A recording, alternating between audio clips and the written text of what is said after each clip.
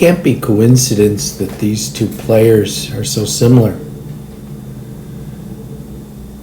I like measuring angles, planes and such. A lot of times it's too much for most people. But when you find things that are just so similar, 54 degrees for each, the body, 140, 144, it's just so similar. It can't be coincidence. If you watch carefully, their hands will both get up to the top of that yellow line. That's where I measured the angle from. And then their swing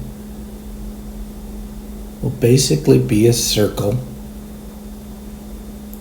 or an ellipse on that plane.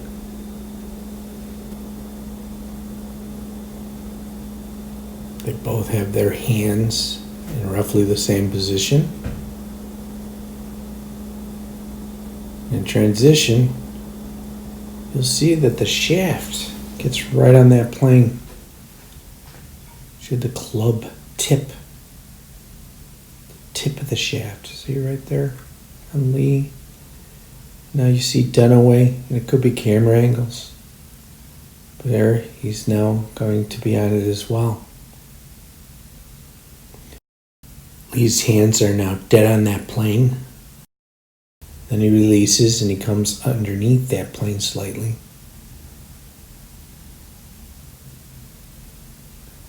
Dunaway's dead on it.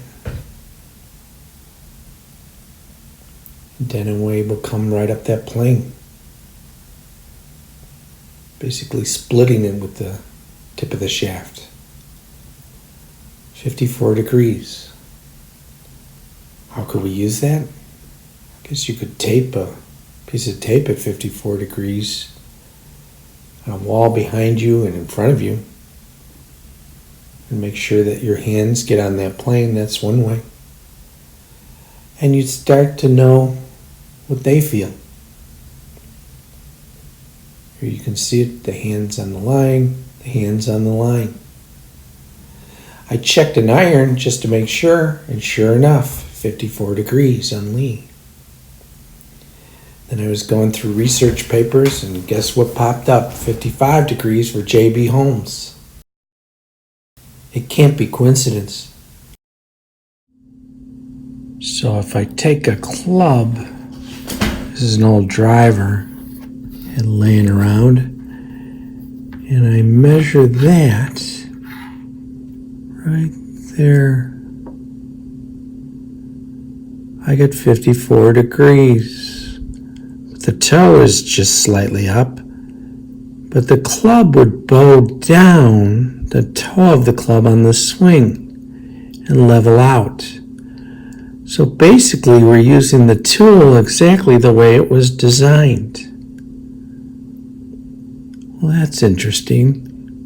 You learn something every day.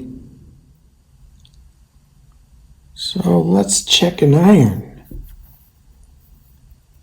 Does it end up being true if the toe is slightly up at address? Oh, how about that? The same.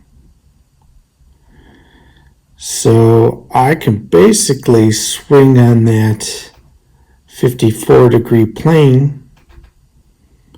My hands would be the same, in the same positions. It's just the tool would change. By bending the shaft, the toe will force down and flatten out, and I'll get a perfect strike. So if I practice that 54 plane by getting my hands on that plane and the shaft as well in transition, I'd have a pretty good doggone swing, I bet.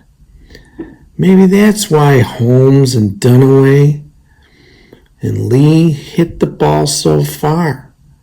They're using the tool right. You know, I might just get some tape and put it on that angle on a mirror or a wall. It might be worth a try.